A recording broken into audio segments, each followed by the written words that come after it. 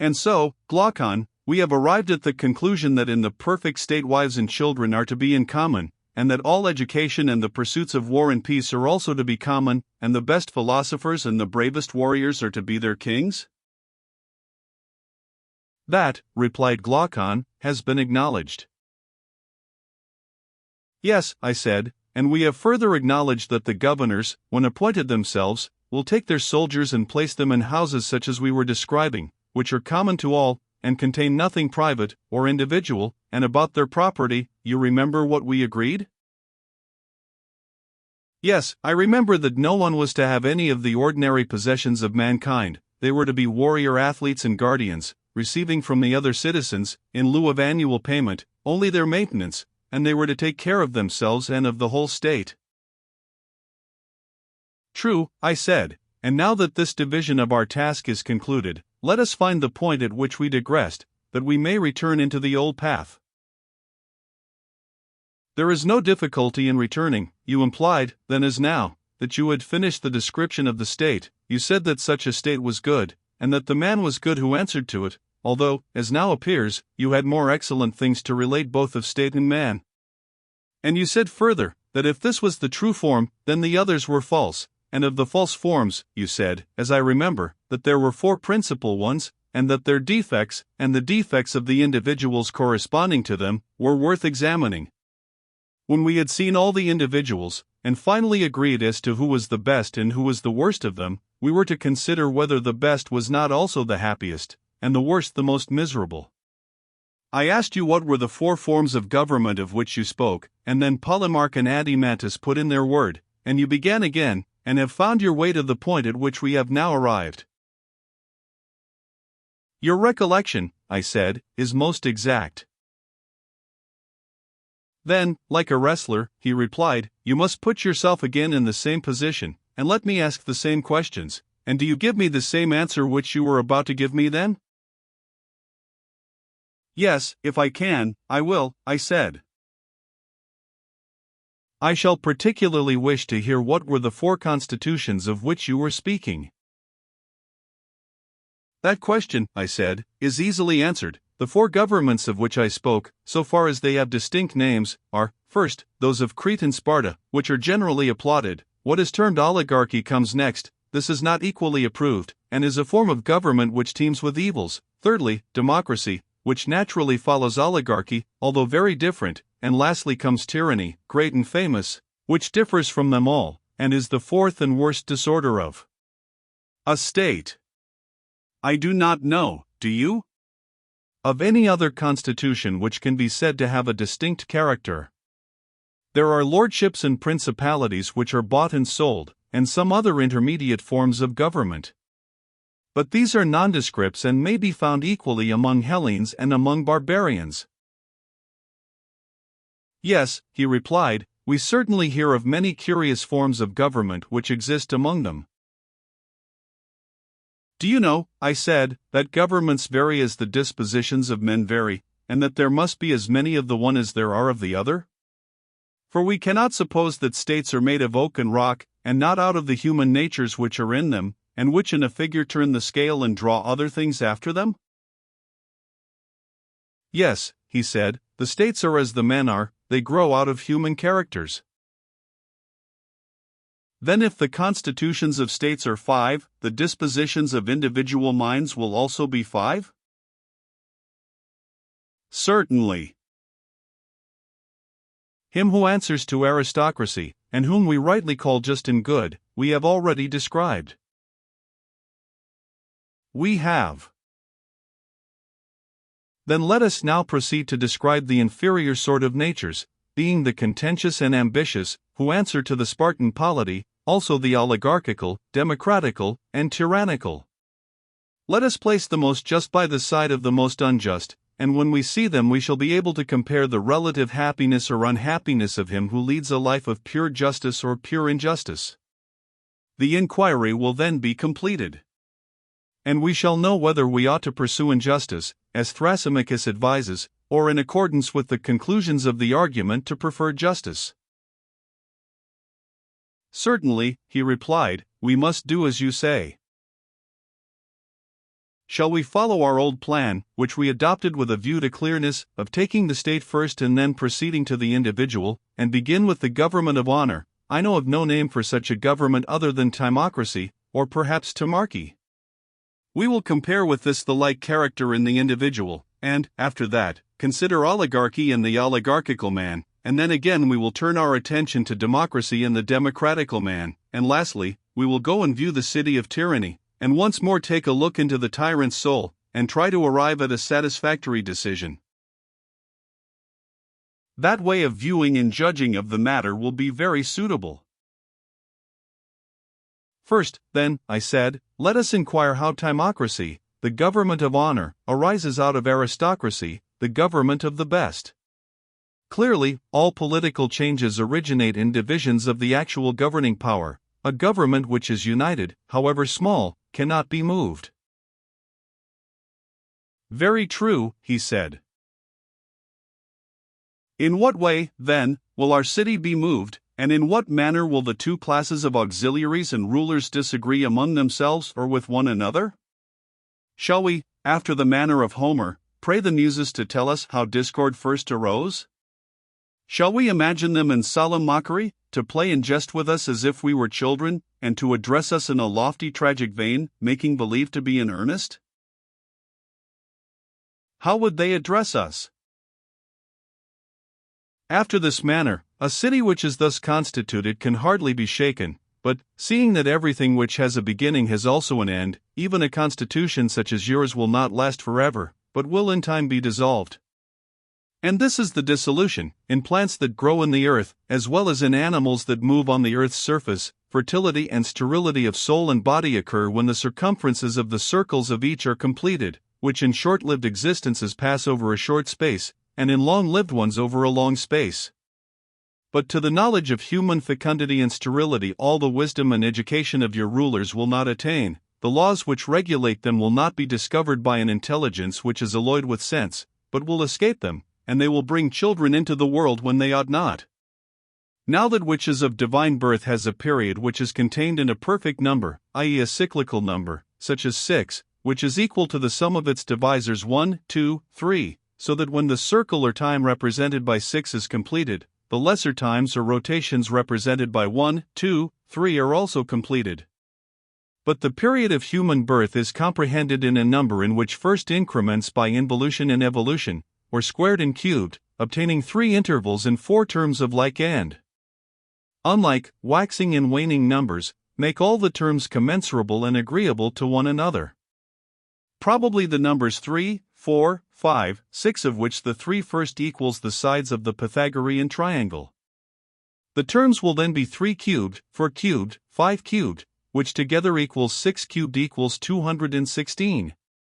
The base of these, 3, with the third added, 4, when combined with 5, 20, and raised to the third power furnishes 2 harmonies. The first a square which is 100 times as great, 400 is equal to 4x 100, or the first a square which is 100 times 100 equals 10,000.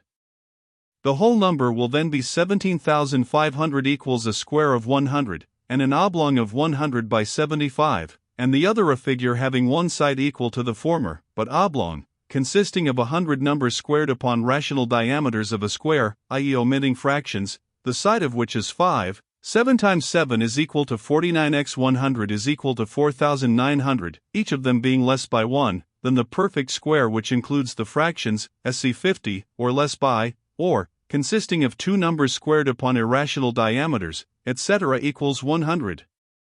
For other explanations of the passage see introduction. 2 perfect squares of irrational diameters, of a square the side of which is 5 equals 50 plus 50 is equal to 100, and 100 cubes of 3, 27 times 100 is equal to 2,700 plus 4,900 plus 400 is equal to 8,000.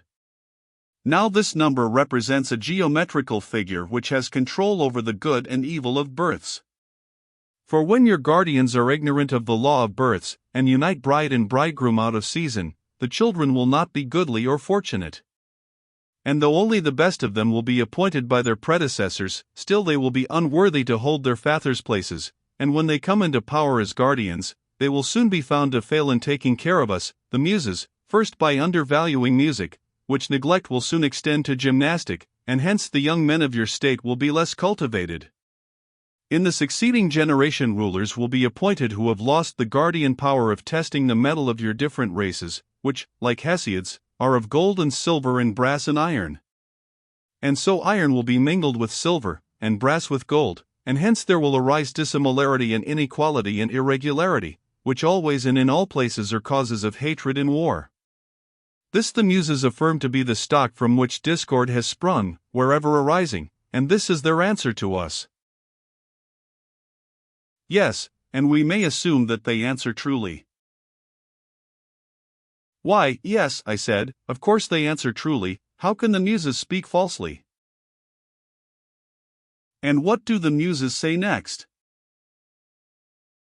When discord arose, then the two races were drawn different ways. The iron and brass fell to acquiring money and land and houses and gold and silver, but the gold and silver races, not wanting money but having the true riches in their own nature, inclined towards virtue in the ancient order of things. There was a battle between them, and at last they agreed to distribute their land and houses among individual owners, and they enslaved their friends and maintainers, whom they had formerly protected in the condition of freemen, and made of them subjects and servants, and they themselves were engaged in war and in keeping a watch against them. I believe that you have rightly conceived the origin of the change. And the new government which thus arises will be of a form intermediate between oligarchy and aristocracy? Very true. Such will be the change, and after the change has been made, how will they proceed? Clearly, the new state, being in a mean between oligarchy and the perfect state, will partly follow one and partly the other, and will also have some peculiarities. True, he said. In the honor given to rulers, in the abstinence of the warrior class from agriculture, handicrafts, and trade in general, in the institution of common meals, and in the attention paid to gymnastics and military training, in all these respects this state will resemble the former. True.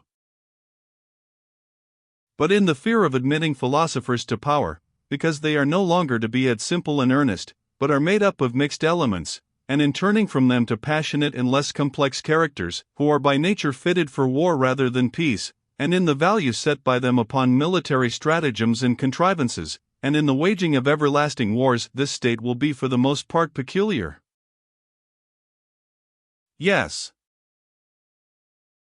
Yes, I said, and men of this stamp will be covetous of money, like those who live in oligarchies. They will have a fierce secret longing after gold and silver, which they will hoard in dark places, having magazines and treasuries of their own for the deposit and concealment of them, also castles which are just nests for their eggs, and in which they will spend large sums on their wives, or on any others whom they please. That is most true, he said. And they are miserly because they have no means of openly acquiring the money which they prize.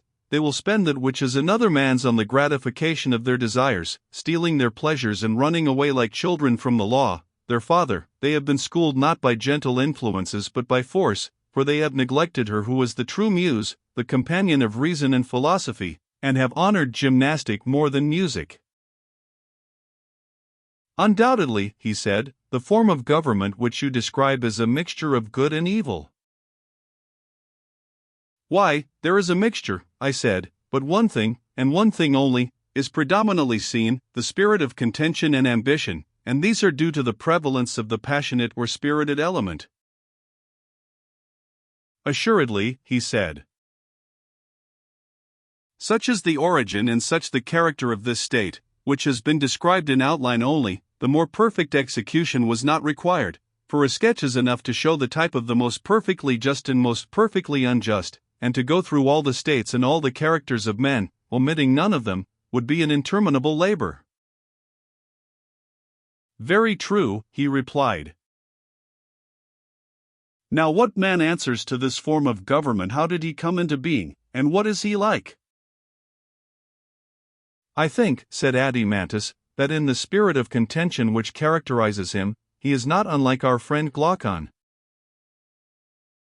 Perhaps, I said, he may be like him in that one point, but there are other respects in which he is very different. In what respects? He should have more of self-assertion and be less cultivated, and yet a friend of culture, and he should be a good listener, but no speaker.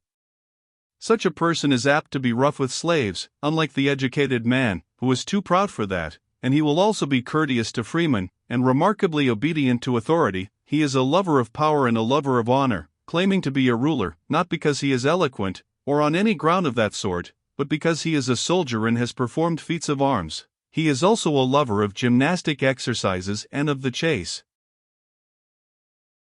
Yes, that is the type of character which answers to timocracy. Such an one will despise riches only when he is young, but as he gets older he will be more and more attracted to them, because he has a piece of the avaricious nature in him, and is not single-minded towards virtue, having lost his best guardian. Who was that? Said Adeimantus.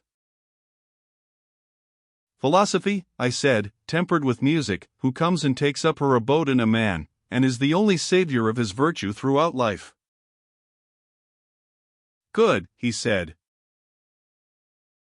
Such, I said, is the timocratical youth, and he is like the timocratical state.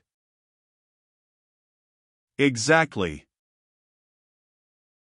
His origin is as follows. He is often the young son of a brave father, who dwells in an ill-governed city, of which he declines the honors and offices, and will not go to law, or exert himself in any way, but is ready to waive his rights in order that he may escape trouble.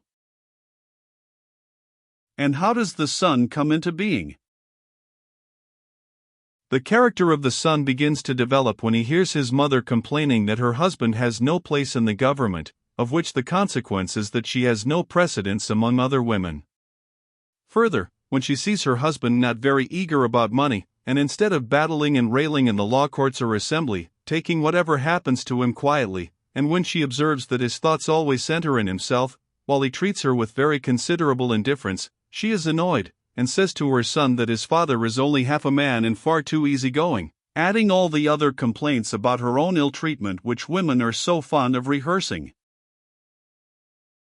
Yes, said Adeimantus, they give us plenty of them, and their complaints are so like themselves.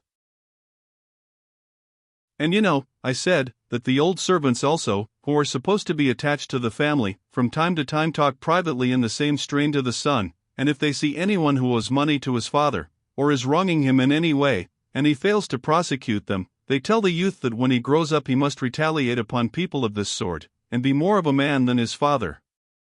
He has only to walk abroad and he hears and sees the same sort of thing. Those who do their own business in the city are called simpletons, and held in no esteem, while the busybodies are honored and applauded.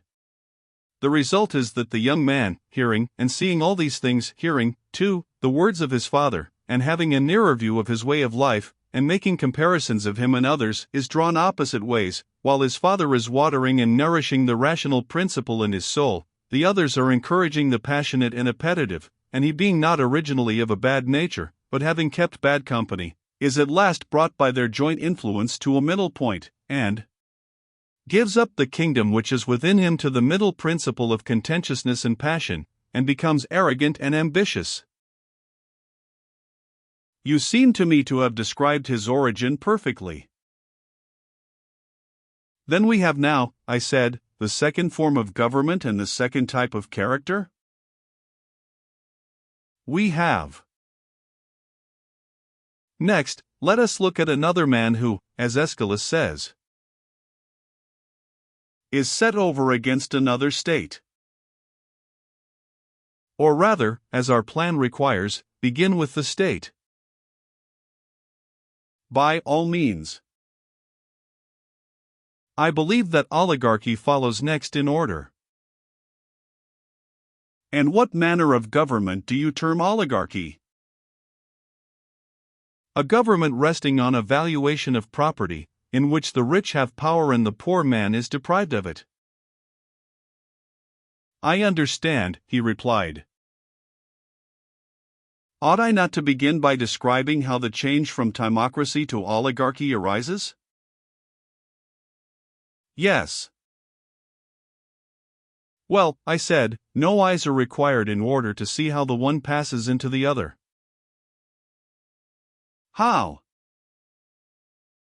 The accumulation of gold in the treasury of private individuals is the ruin of timocracy. They invent illegal modes of expenditure, for what do they or their wives care about the law? Yes, indeed. And then one, seeing another grow rich, seeks to rival him, and thus the great mass of the citizens become lovers of money. Likely enough. And so they grow richer and richer, and the more they think of making a fortune, the less they think of virtue, for when riches and virtue are placed together in the scales of the balance, the one always rises as the other falls. True. And in proportion as riches and rich men are honored in the state, virtue and the virtuous are dishonored. Clearly. And what is honored is cultivated, and that which has no honor is neglected. That is obvious. And so at last, instead of loving contention and glory, men become lovers of trade and money. They honor and look up to the rich man, and make a ruler of him, and dishonor the poor man. They do so. They next proceed to make a law which fixes a sum of money as the qualification of citizenship. The sum is higher in one place and lower in another, as the oligarchy is more or less exclusive, and they allow no one whose property falls below the amount fixed to have any share in the government. These changes in the constitution they effect by force of arms, if intimidation has not already done their work. Very true. And this, speaking generally, is the way in which oligarchy is established. Yes, he said, but what are the characteristics of this form of government, and what are the defects of which we were speaking? First of all, I said, consider the nature of the qualification.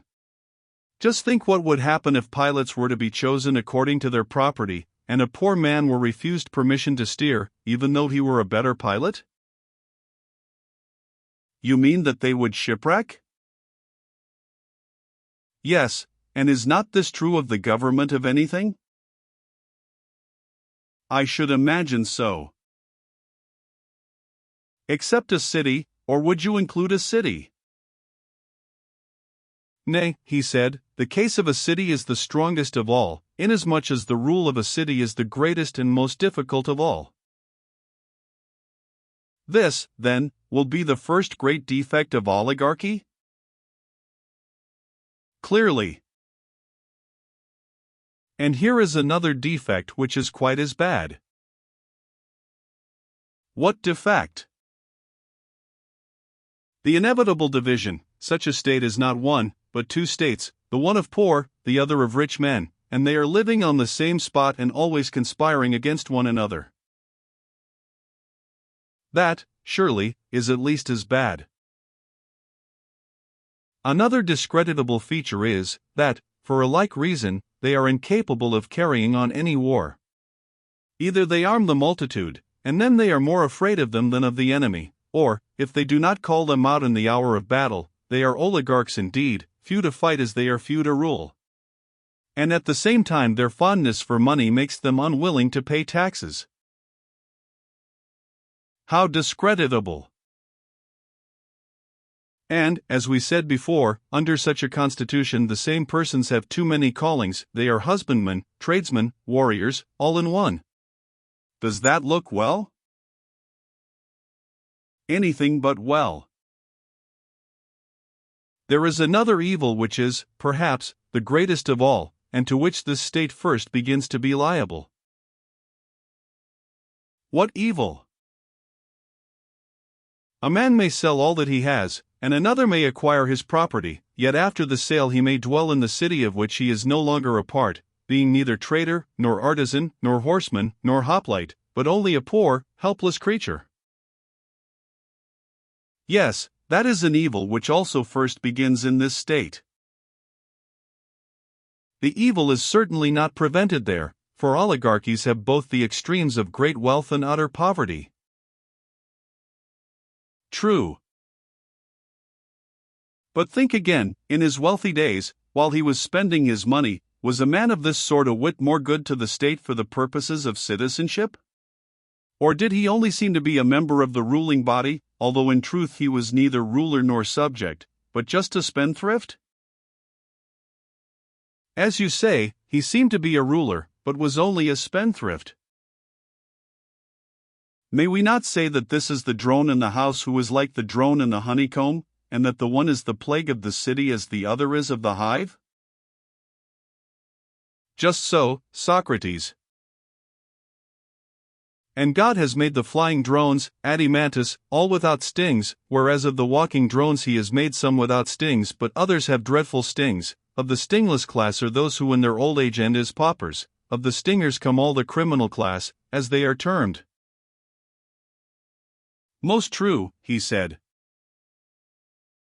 Clearly then, whenever you see paupers in a state, somewhere in that neighborhood there are hidden away thieves, and cut purses, and robbers of temples, and all sorts of malefactors. Clearly. Well, I said, and in oligarchical states do you not find paupers? Yes, he said, nearly everybody is a pauper who is not a ruler. And may we be so bold as to affirm that there are also many criminals to be found in them, rogues who have stings, and whom the authorities are careful to restrain by force? Certainly, we may be so bold. The existence of such persons is to be attributed to want of education, ill training, and an evil constitution of the state? True. Such, then, is the form and such are the evils of oligarchy, and there may be many other evils. Very likely. Then oligarchy, or the form of government in which the rulers are elected for their wealth, may now be dismissed. Let us next proceed to consider the nature and origin of the individual who answers to the state. By all means. Does not the timocratical man change into the oligarchical on this wise? How? A time arrives when the representative of timocracy has a son. At first he begins by emulating his father and walking in his footsteps, but presently he sees him of a sudden foundering against the state as upon a sunken reef, and he and all that he has is lost. He may have been a general or some other high officer who was brought to trial under a prejudice raised by informers, and either put to death, or exiled, or deprived of the privileges of a citizen, and all his property taken from him. Nothing more likely. And the son has seen and known all this. He is a ruined man, and his fear has taught him to knock ambition and passion head foremost from his bosom's throne. Humbled by poverty he takes to money-making, and by mean and miserly savings and hard work gets a fortune together. Is not such an one likely to seat the concupiscent and covetous element on the vacant throne and to suffer it to play the great king within him, girt with tiara and chain and scimitar? Most true, he replied. And when he has made reason and spirit sit down on the ground obediently on either side of their sovereign, and taught them to know their place, he compels the one to think only of how lesser sums may be turned into larger ones, and will not allow the other to worship and admire anything but riches and rich men, or to be ambitious of anything so much as the acquisition of wealth and the means of acquiring it. Of all changes, he said, there is none so speedy or so sure as the conversion of the ambitious youth into the avaricious one. And the avaricious, I said, is the oligarchical youth? Yes, he said, at any rate the individual out of whom he came is like the state out of which oligarchy came. Let us then consider whether there is any likeness between them. Very good. First, then, they resemble one another in the value which they set upon wealth? Certainly. Also in their penurious, laborious character, the individual only satisfies his necessary appetites, and confines his expenditure to them. His other desires he subdues, under the idea that they are unprofitable. True. He is a shabby fellow, who saves something out of everything and makes a purse for himself, and this is the sort of man whom the vulgar applaud. Is he not a true image of the state which he represents? He appears to me to be so. At any rate, money is highly valued by him as well as by the state. You see that he is not a man of cultivation, I said. I imagine not, he said. Had he been educated, he would never have made a blind god director of his chorus, or given him chief honor. Excellent, I said. Yet consider, must we not further admit that owing to this want of cultivation there will be found in him drone-like desires as of pauper and rogue, which are forcibly kept down by his general habit of life? True. Do you know where you will have to look if you want to discover his rogueries? Where must I look? You should see him where he has some great opportunity of acting dishonestly, as in the guardianship of an orphan.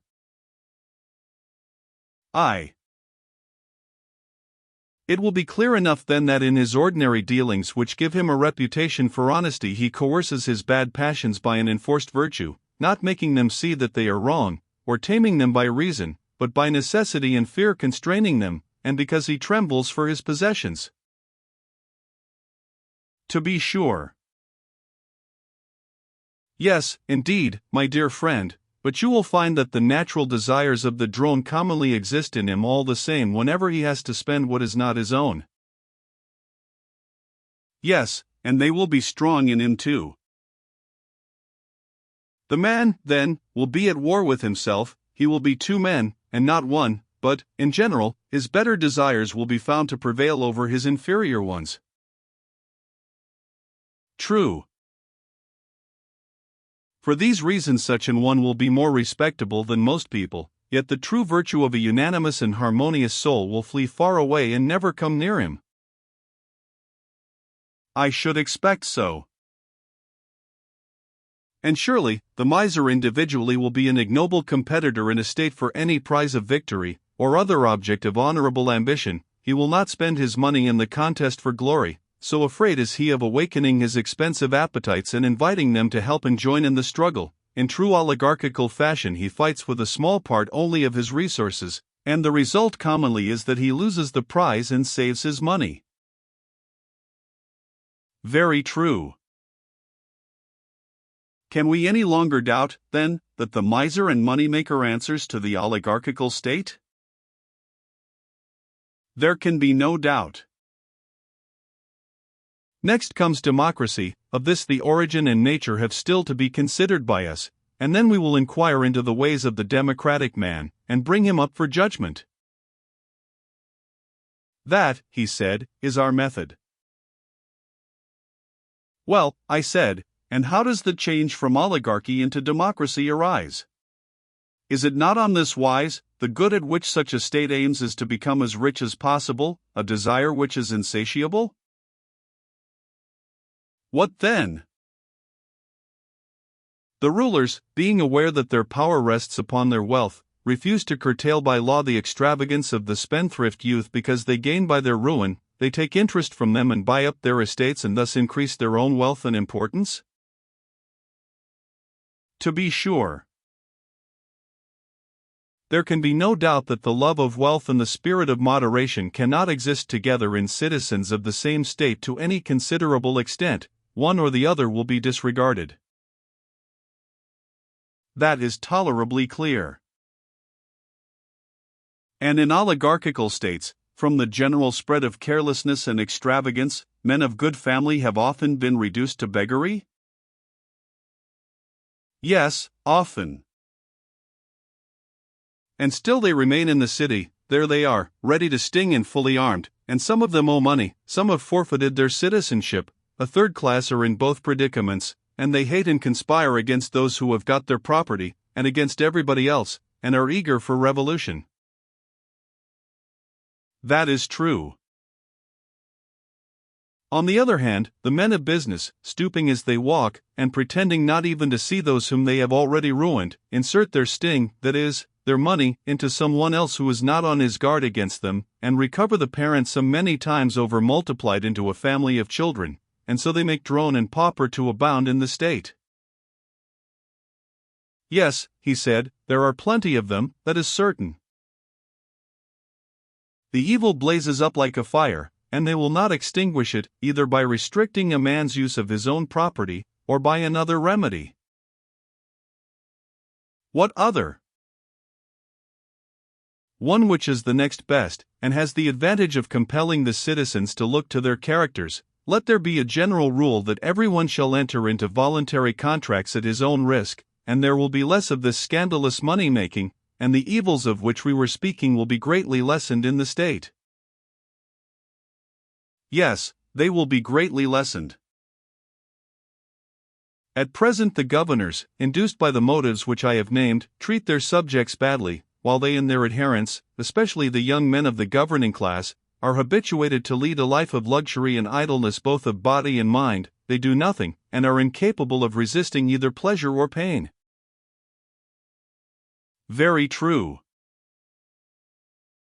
They themselves care only for making money, and are as indifferent as the pauper to the cultivation of virtue.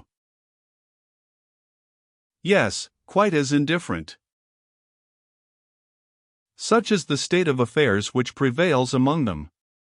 And often rulers and their subjects may come in one another's way, whether on a journey or on some other occasion of meeting, on a pilgrimage or a march, as fellow soldiers or fellow sailors, and they may observe the behavior of each other in the very moment of danger, for where danger is, there is no fear that the poor will be despised by the rich, and very likely the wiry sunburned poor man may be placed in battle at the side of a wealthy one who has never spoilt his complexion and has plenty of superfluous flesh. When he sees such an one puffing and at his wits' end, how can he avoid drawing the conclusion that men like him are only rich because no one has the courage to despoil them? And when they meet in private, will not people be saying to one another, our warriors are not good for much? Yes, he said, I am quite aware that this is their way of talking. And, as in a body which is diseased, the addition of a touch from without may bring on illness, and sometimes even when there is no external provocation a commotion may arise within. In the same way, wherever there is weakness in the state there is also likely to be illness, of which the occasion may be very slight, the one party introducing from without their oligarchical, the other their democratical allies, and then the state falls sick, and is at war with herself, and may be at times distracted, even when there is no external cause. Yes, surely. And then democracy comes into being after the poor have conquered their opponents, slaughtering some and banishing some, while to the remainder they give an equal share of freedom and power, and this is the form of government in which the magistrates are commonly elected by lot.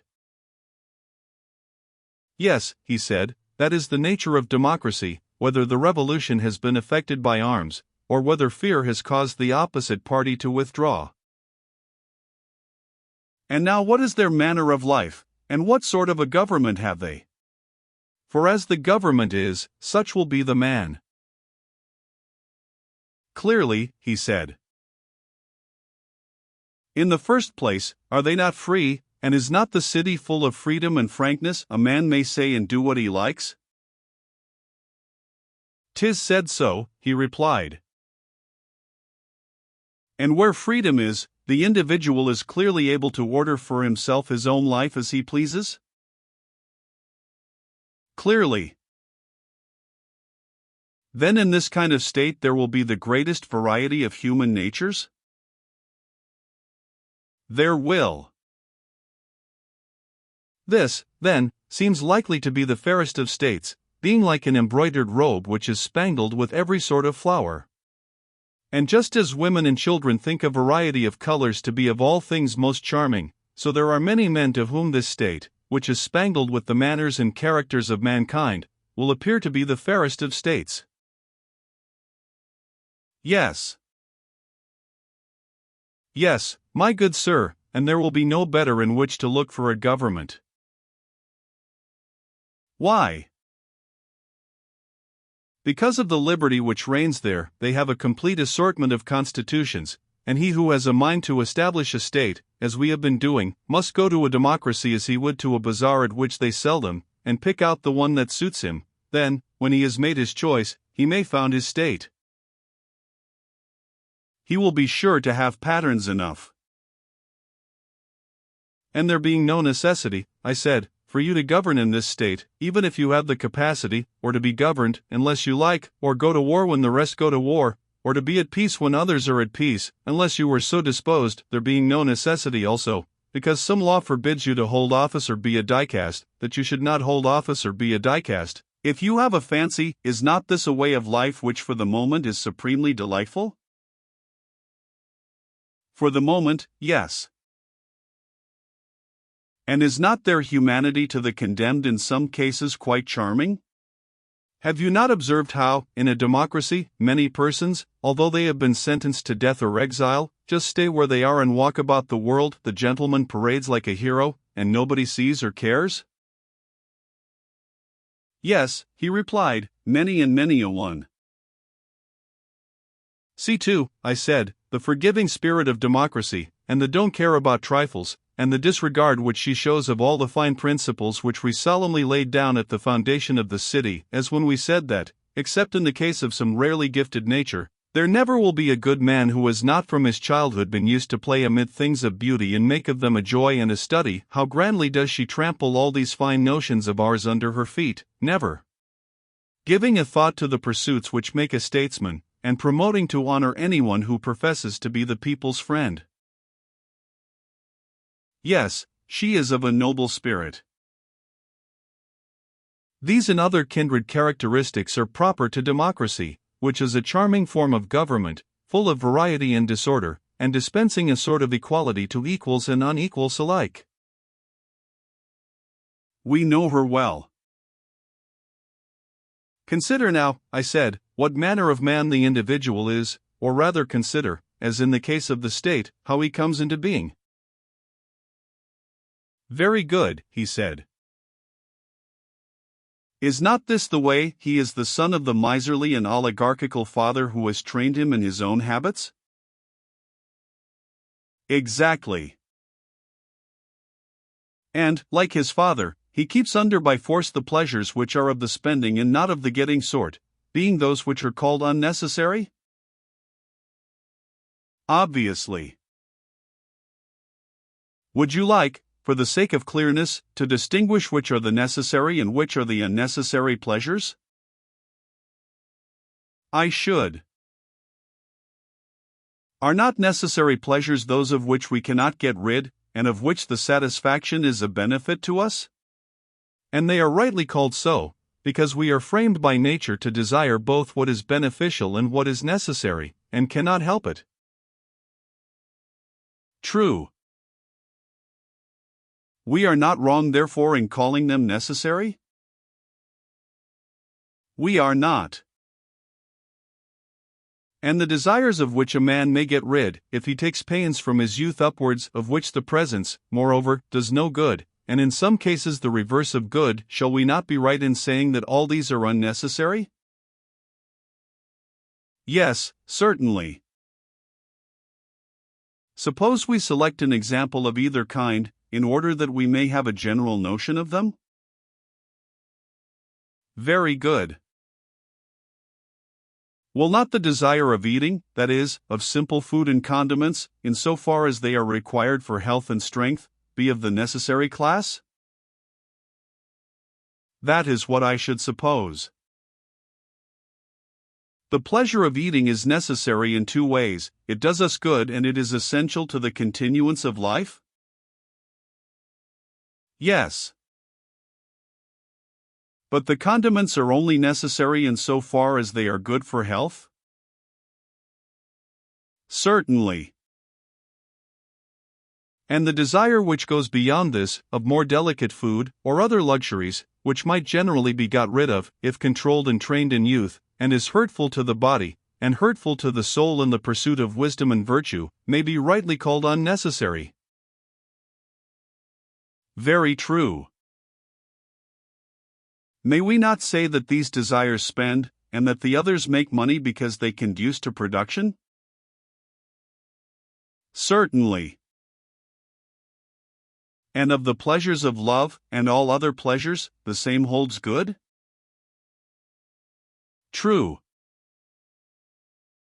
And the drone of whom we spoke was he who was surfeited in pleasures and desires of this sort, and was the slave of the unnecessary desires, whereas he who was subject to the necessary only was miserly and oligarchical?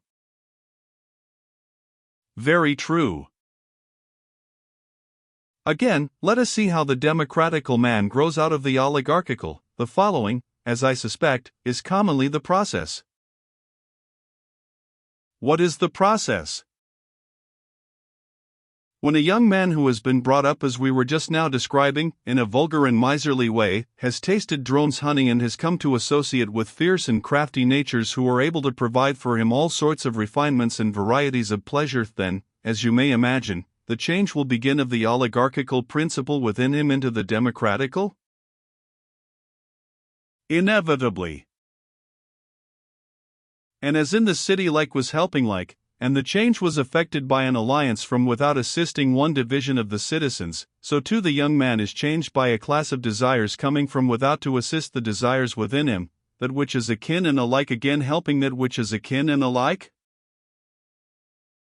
Certainly. And if there be any ally which aids the oligarchical principle within him, whether the influence of a father or of kindred, advising or rebuking him, then there arises in his soul a faction and an opposite faction, and he goes to war with himself. It must be so. And there are times when the democratical principle gives way to the oligarchical, and some of his desires die, and others are banished. A spirit of reverence enters into the young man's soul and order is restored. Yes, he said, that sometimes happens. And then, again, after the old desires have been driven out, fresh ones spring up, which are akin to them, and because he their father does not know how to educate them, wax fierce and numerous. Yes, he said, that is apt to be the way. They draw him to his old associates, and holding secret intercourse with them, breed and multiply in him. Very true.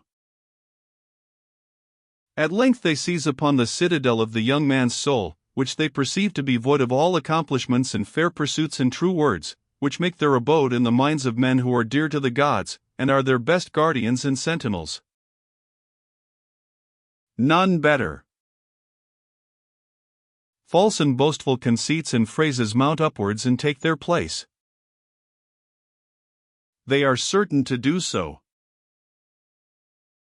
And so the young man returns into the country of the lotus eaters, and takes up his dwelling there in the face of all men, and if any help be sent by his friends to the oligarchical part of him, the aforesaid vain conceits shut the gate of the king's fastness, and they will neither allow the embassy itself to enter, nor if private advisers offer the fatherly counsel of the aged will they listen to them or receive them. There is a battle and they gain the day, and then modesty, which they call silliness, is ignominiously thrust into exile by them, and temperance, which they nickname unmanliness, is trampled in the mire and cast forth. They persuade men that moderation and orderly expenditure are vulgarity and meanness, and so, by the help of a rabble of evil appetites, they drive them beyond the border. Yes, with a will. And when they have emptied and swept clean the soul of him who is now in their power and who is being initiated by them in great mysteries, the next thing is to bring back to their house insolence and anarchy and waste and impudence in bright array having garlands on their heads, and a great company with them, hymning their praises and calling them by sweet names. Insolence they term breeding, and anarchy liberty, and waste magnificence, and impudence courage. And so the young man passes out of his original nature, which was trained in the school of necessity, into the freedom and libertinism of useless and unnecessary pleasures. Yes, he said, the change in him is visible enough. After this he lives on, spending his money and labor and time on unnecessary pleasures quite as much as unnecessary ones, but if he be fortunate, and is not too much disordered in his wits, when years have elapsed, and the heyday of passion is over, supposing that he then readmits into the city some part of the exiled virtues, and does not wholly give himself up to their successors, in that case he balances his pleasures and lives in a sort of equilibrium, putting the government of himself into the hands of the one which comes first and wins the turn, and when he has had enough of that, then into the hands of another. He despises none of them but encourages them all equally. Very true, he said. Neither does he receive or let pass into the fortress any true word of advice. If anyone says to him that some pleasures are the satisfactions of good and noble desires, and others of evil desires, and that he ought to use and honor some and chastise and master the others, whenever this is repeated to him he shakes his head and says that they are all alike, and that one is as good as another. Yes, he said, that is the way with him. Yes, I said, he lives from day to day indulging the appetite of the hour, and sometimes he is lapped in drink and strains of the flute, then he becomes a water drinker, and tries to get thin, then he takes a turn at gymnastics, sometimes idling and neglecting everything, then once more living the life of a philosopher. Often he is busy with politics, and starts to his feet and says and does whatever comes into his head, and, if he is emulous of anyone who was a warrior, off he is in that direction, or of men of business, once more in that. His life has neither law nor order, and this distracted existence he terms joy and bliss and freedom, and so he goes on. Yes, he replied, he is all liberty and equality.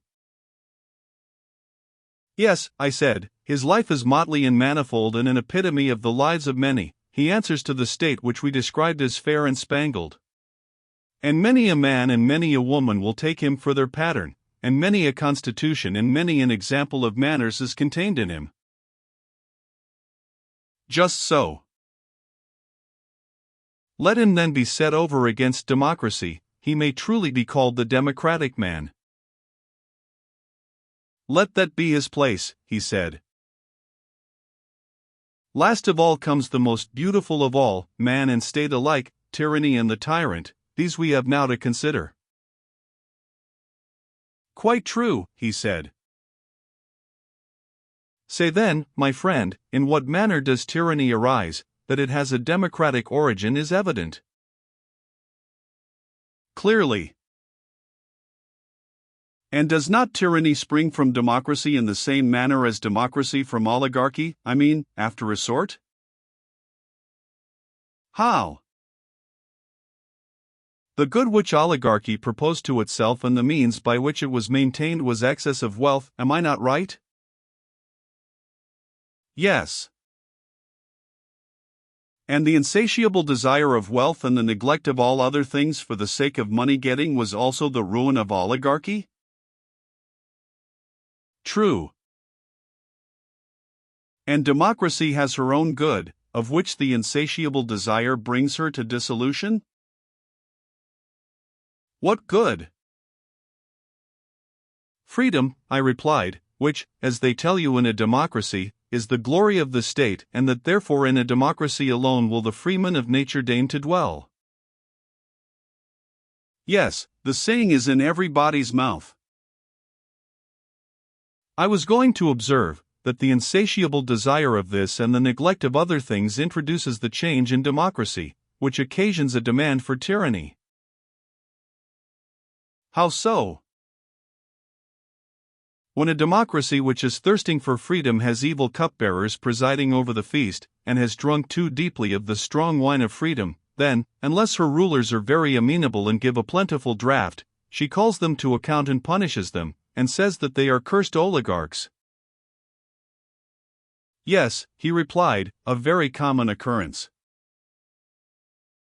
Yes, I said, and loyal citizens are insultingly termed by her slaves who hug their chains, and men have not. She would have subjects who are like rulers, and rulers who are like subjects. These are men after her own heart, whom she praises and honors both in private and public. Now, in such a state, can liberty have any limit? Certainly not. By degrees the anarchy finds a way into private houses, and ends by getting among the animals and infecting them. How do you mean? I mean that the father grows accustomed to descend to the level of his sons and to fear them, and the son is on a level with his father, he having no respect or reverence for either of his parents, and this is his freedom, and the medic is equal with the citizen and the citizen with the medic, and the stranger is quite as good as either. Yes, he said, that is the way. And these are not the only evils, I said, there are several lesser ones. In such a state of society the master fears and flatters his scholars, and the scholars despise their masters and tutors, young and old are all alike, and the young man is on a level with the old, and is ready to compete with him in word or deed, and old men condescend to the young and are full of pleasantry and gaiety, they are loath to be thought morose and authoritative, and therefore they adopt the manners of the young. Quite true, he said. The last extreme of popular liberty is when the slave bought with money, whether male or female, is just as free as his or her purchaser, nor must I forget to tell of the liberty and equality of the two sexes in relation to each other. Why not, as Aeschylus says, utter the word which rises to our lips? That is what I am doing, I replied, and I must add that no one who does not know would believe. How much greater is the liberty which the animals who are under the dominion of man have in a democracy than in any other state, for truly, the she-dogs, as the proverb says, are as good as their she-mistresses, and the horses and asses have a way of marching along with all the rights and dignities of freemen, and they will run at any body who comes in their way if he does not leave the road clear. For them, and all things are just ready to burst with liberty. When I take a country walk, he said, I often experience what you describe. You and I have dreamed the same thing. And above all, I said, and as the result of all, see how sensitive the citizens become, they chafe impatiently at the least touch of authority, and at length, as you know, they cease to care even for the laws, written or unwritten, they will have no one over them. Yes, he said, I know it too well. Such, my friend, I said, is the fair and glorious beginning out of which springs tyranny. Glorious indeed, he said. But what is the next step? The ruin of oligarchy is the ruin of democracy, the same disease magnified and intensified by liberty overmasters democracy, the truth being that the excessive increase of anything often causes a reaction in the opposite direction. And this is the case not only in the seasons and in vegetable and animal life, but above all in forms of government. True. The excess of liberty, whether in states or individuals, seems only to pass into excess of slavery. Yes, the natural order. And so tyranny naturally arises out of democracy, and the most aggravated form of tyranny and slavery out of the most extreme form of liberty? As we might expect. That, however, was not, as I believe, your question. You rather desired to know what is that disorder which is generated alike in oligarchy and democracy, and is the ruin of both? Just so, he replied. Well, I said, I meant to refer to the class of idle spendthrifts, of whom the more courageous are the leaders and the more timid the followers, the same whom we were comparing to drones, some stingless, and others having stings. A very just comparison. These two classes are the plagues of every city in which they are generated, being what phlegm and bile are to the body. And the good physician and lawgiver of the state ought, like the wise bee master, to keep them at a distance and prevent, if possible, their ever coming in, and if they have anyhow found a way in, then he should have them and their cells cut out as speedily as possible. Yes, by all means, he said. Then, in order that we may see clearly what we are doing, let us imagine democracy to be divided, as indeed it is, into three classes, for in the first place freedom creates rather more drones in the democratic than there were in the oligarchical state. That is true. And in the democracy they are certainly more intensified. How so? Because in the oligarchical state they are disqualified and driven from office, and therefore they cannot train or gather strength, whereas in a democracy they are almost the entire ruling power, and while the keener sort speak and act, the rest keep buzzing about the bema and do not suffer a word to be said on the other side. Hence in democracies almost everything is managed by the drones. Very true, he said. Then there is another class which is always being severed from the mass. What is that? They are the orderly class, which in a nation of traders is sure to be the richest. Naturally so. They are the most squeezable persons and yield the largest amount of honey to the drones. Why, he said, there is little to be squeezed out of people who have little. And this is called the wealthy class, and the drones feed upon them. That is pretty much the case, he said. The people are a third class, consisting of those who work with their own hands. They are not politicians, and have not much to live upon. This, when assembled, is the largest and most powerful class in a democracy. True, he said, but then the multitude is seldom willing to congregate unless they get a little honey. And do they not share? I said. Do not their leaders deprive the rich of their estates and distribute them among the people, at the same time taking care to reserve the larger part for themselves? Why, yes, he said, to that extent the people do share. And the persons whose property is taken from them are compelled to defend themselves before the people as they best can. What else can they do? And then, although they may have no desire of change, the others charge them with plotting against the people and being friends of oligarchy? True. And the end is that when they see the people, not of their own accord, but through ignorance, and because they are deceived by informers, seeking to do them wrong, then at last they are forced to become oligarchs in reality. They do not wish to be, but the sting of the drones torments them and breeds revolution in them. That is exactly the truth. Then come impeachments and judgments and trials of one another. True. The people have always some champion whom they set over them and nurse into greatness. Yes, that is their way. This and no other is the root from which a tyrant springs. When he first appears above ground, he is a protector. Yes, that is quite clear. How then does a protector begin to change into a tyrant?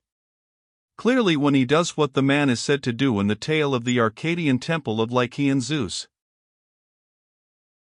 What tale? The tale is that he who has tasted the entrails of a single human victim minced up with the entrails of other victims is destined to become a wolf. Did you never hear it? Oh, yes.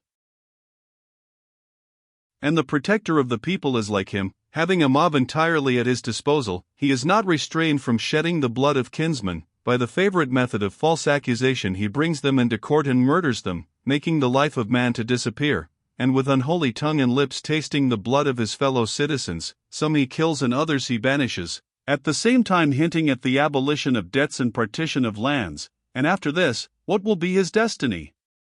Must he not either perish at the hands of his enemies, or from being a man become a wolf, that is, a tyrant? Inevitably. This, I said, is he who begins to make a party against the rich? The same. After a while he is driven out, but comes back, in spite of his enemies, a tyrant full grown. That is clear. And if they are unable to expel him, or to get him condemned to death by a public accusation, they conspire to assassinate him. Yes, he said, that is their usual way.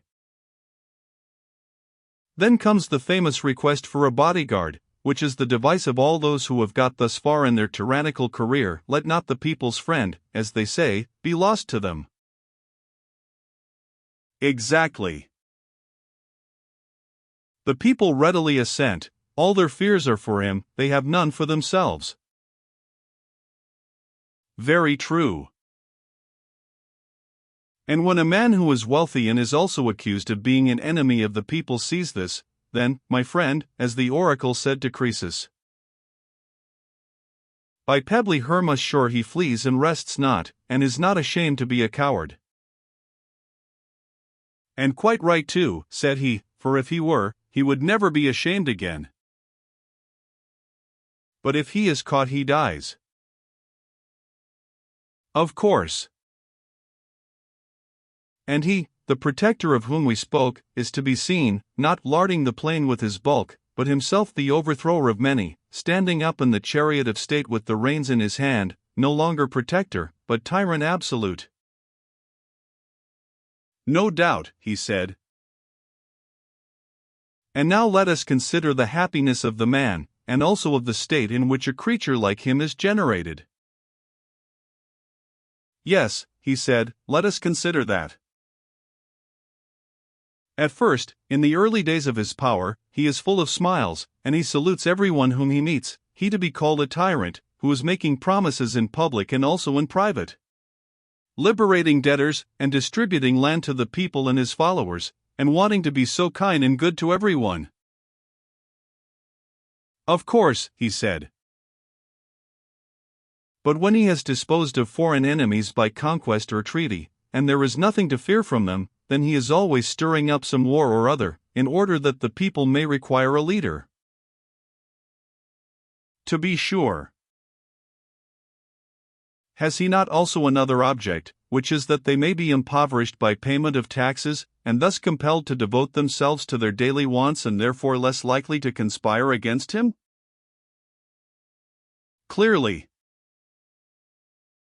And if any of them are suspected by him of having notions of freedom, and of resistance to his authority, he will have a good pretext for destroying them by placing them at the mercy of the enemy, and for all these reasons the tyrant must be always getting up a war.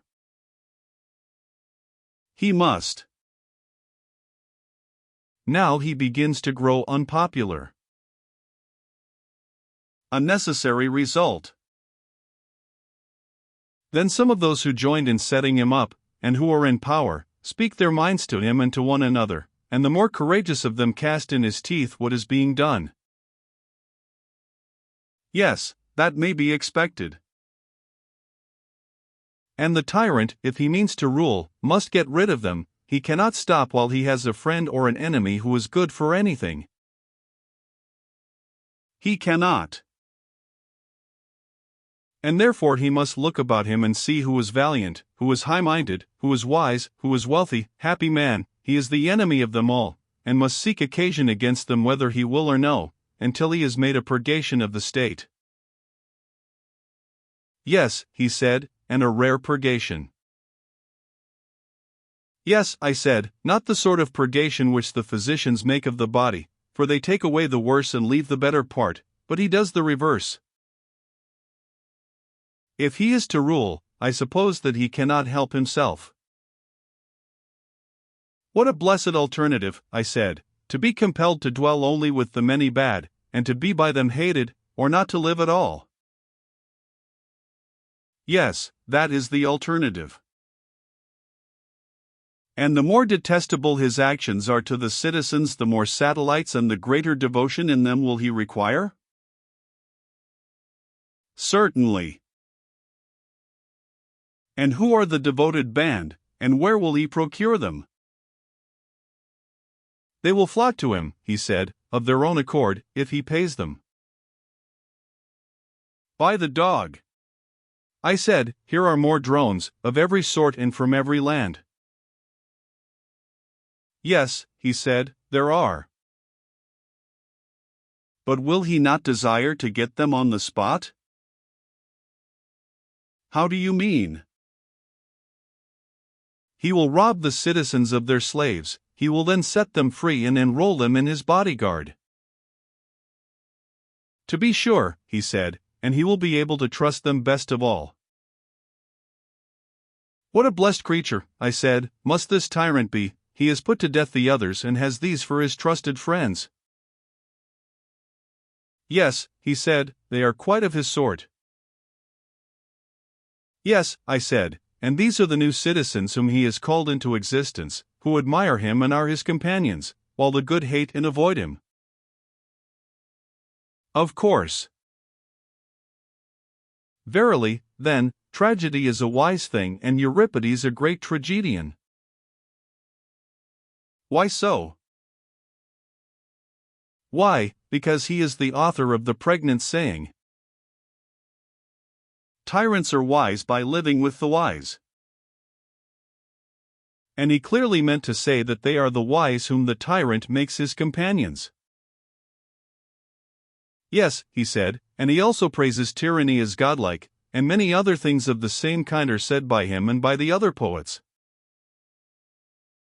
And therefore, I said, the tragic poets being wise men will forgive us and any others who live after our manner if we do not receive them into our state, because they are the eulogists of tyranny. Yes, he said, those who have the wit will doubtless forgive us. But they will continue to go to other cities and attract mobs, and hire voices fair and loud and persuasive, and draw the cities over to tyrannies and democracies. Very true. Moreover, they are paid for this and receive honor, the greatest honor, as might be expected, from tyrants, and the next greatest from democracies, but the higher they ascend our constitution hill, the more their reputation fails, and seems unable from shortness of breath to proceed further. True. But we are wandering from the subject. Let us therefore return and inquire how the tyrant will maintain that fair and numerous and various and ever-changing army of his. If, he said, there are sacred treasures in the city, he will confiscate and spend them, and in so far as the fortunes of attainted persons may suffice, he will be able to diminish the taxes which he would otherwise have to impose upon the people. And when these fail? Why, clearly, he said, then he and his boon companions, whether male or female, will be maintained out of his father's estate. You mean to say that the people, from whom he has derived his being, will maintain him and his companions? Yes, he said, they cannot help themselves. But what if the people fly into a passion, and aver that a grown-up son ought not to be supported by his father, but that the father should be supported by the son? The father did not bring him into being, or settle him in life, in order that when his son became a man he should himself be the servant of his own servants and should support him and his rabble of slaves and companions, but that his son should protect him, and that by his help he might be emancipated from the government of the rich and aristocratic, as they are termed. And so he bids him and his companions depart, just as any other father might drive out of the house a riotous son and his undesirable associates. By heaven, he said, then the parent will discover what a monster he has been fostering in his bosom, and, when he wants to drive him out, he will find that he is weak and his son strong. Why, you do not mean to say that the tyrant will use violence? What? Beat his father if he opposes him?